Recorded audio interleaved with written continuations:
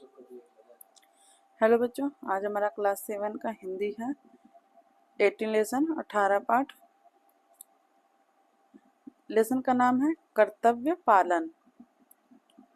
Lesson का नाम है कर्तव्य पालन। इसके लेखक हैं राम नरेश त्रिपाठी। तो आइए इनके जीवन परिचय पढ़ लेते हैं थोड़ा सा। राम नरेश त्रिपाठी का जन्म सन 1879 ईस्वी को 89 ईस्वी को जिला जौनपुर उत्तर प्रदेश के कोयरीपुर ग्राम में हुआ था। साहित्य की अनेक विधाओं में अपने रचनाएं की। इनकी रचनाओं में नवीन आदर्श और नवयुग का संकेत है। आप द्वारा रचित प्रथिक, मिलन, मानसी और स्वप्न आपकी प्रमुख कृतियां हैं। 16 जनवरी सन 1962 ईस्वी में इनका देहांत हो गया था।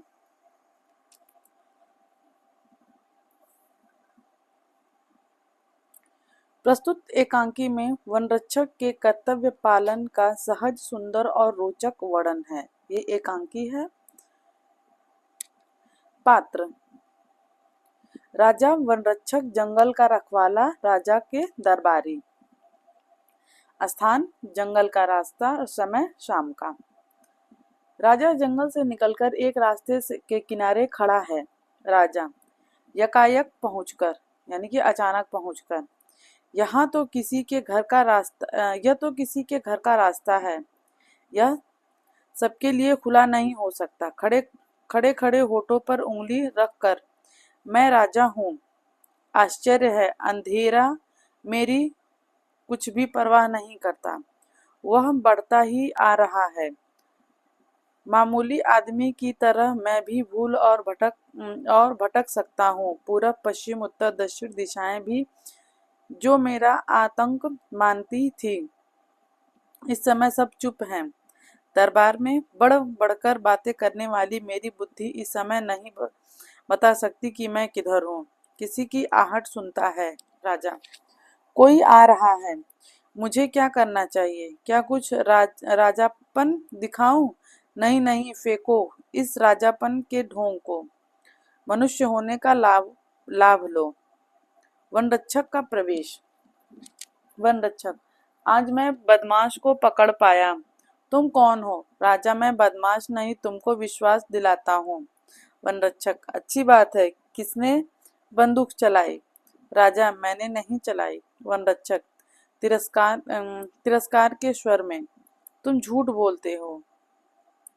राजा मन में: झूठ बोलता हूँ? कैसे दुख की बात है कि मैं राजा होकर एक अपराधी की तरह सुन रहा हूँ। प्रकट: तुम मेरी बात का विश्वास करो। राजा कहते हैं, तुम मेरी बात का विश्वास करो भाई, मैंने बंदूक नहीं चलाई। वनरक्षक: अच्छा अच्छा, इधर आओ। तुमने राजा के एक हिरन को गोली मारी, क्या नहीं मारी? राजा: नहीं, सचमुच नहीं। मैं खुद राजा का बहुत सम्मान करता हूँ। मैंने भी गोली की आवाज सुनी है और मुझे भय है कि कुछ चोर या डाकू जंगल में छिपे हुए हैं। वनरक्षक: मुझे यकीन नहीं। खैर, तुम कौन हो और तुम्हारा नाम क्या है? राजा गंभीर होकर: मेरा नाम। वनरक्षक: हाँ, तुम्हारा नाम। तुम्हारा कोई नाम तो होगा ही, क्या नहीं है? तुम कहाँ रहते हो और करते क्या हो? राजा: इस प्रश्न का उत्तर देने का मुझे अभ्यास नहीं है। वनरक्षक: हो सकता है, पर यह भी प्रश्न है जिनके उत्तर देने से सच्चे आदमी को डर नहीं लगता। खैर, अगर तुम अपने बारे में कोई साफ उत्तर नहीं देना चाहते हो तो मत दो, मगर तुम जाना कहाँ चाहते हो? चलो मैं तुमको बाहर निकाल आऊं। राजा क्षुब्ध होकर: तुम किस अधिकार से? वनरक्षक जोश के साथ: मैं राजा का वनरक्षक पुंडरीक हूँ, इस अधिकार से। राजा गौर से देखकर: पुंडरीक? वनरक्षक अकड़ के साथ: जी हाँ, पुंडरीक। किसी आदमी को जिस पर मुझे शक होता है और जब तक वह अपना परिचय जितना तुमने दिया है उससे अधिक नहीं देता, मैं इस राह से नहीं जाने देता।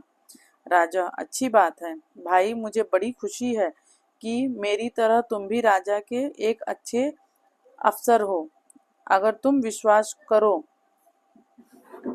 वनरक्षक, नहीं, तुम विश्वास के पात्र नहीं हो। राजा, मैं राजा का एक अफसर हूँ। मैं राजा के साथ इस जंगल में शिकार खेलने के लिए आया था और यहाँ राह भूल गया हूँ। जंगल में मुझे रात हो गई और मैं घर से बहुत दूर पड़ गया हूँ। वनरक्षक, इसमें सच्चाई की कमी है। अगर तुम शिकार को निकले थे तो तुम्हारा घोड़ा कहाँ है? राजा, घोड़ा थक कर गिर पड़ा, मैंने उसे छोड़ दिया। वनरक्षक, यदि मैं तुम्हारी बात का विश्वास न करूं? राजा, मैं झूठ नहीं बोलता, भले आदमी। वनरक्षक, वाह वाह, दरबार में रहते हो और झूठ नहीं बोलते। राजा, खैर तुम जैसा समझो, मगर मैं झूठ नहीं बोल रहा हूँ। यह मैं तुमको विश्वास दिलाता हूँ। यदि तुम कभी राजधानी में आओगे तो मैं तुमको दिखा दूंगा कि मैं झूठ नहीं बोल रहा हूँ। जेब से 1 रुपया निकालकर और पुंडरीक की ओर हाथ बढ़ाकर, यह लो इनाम, और आज रात को मुझे अपनी झोपड़ी में रहने दो। वनरक्षक राजा का मुंह देखता है। यदि यह कम हो तो सवेरे तुम जो कहोगे वही तुमको दूंगा और खुश कर दूंगा। वनरक्षक जोर से हंसकर, ओहो, अब मैंने माना कि तुम दरबारी हो। आज के लिए तो एक छोटी रिश्वत और कल के लिए एक बड़ा सा वादा, एक ही सांस में दोनों।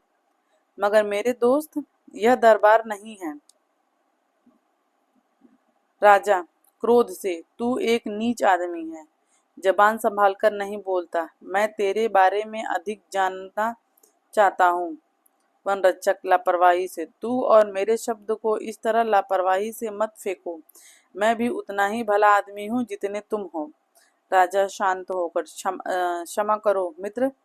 वनरक्षक मुस्कुराकर, मैं क्रोध में नहीं हूँ, पर जब तक तुम्हारी सच्चाई पर मेरा संदेह है तब तक मैं तुमसे विशेष प्रेम भाव नहीं दिखला सकता।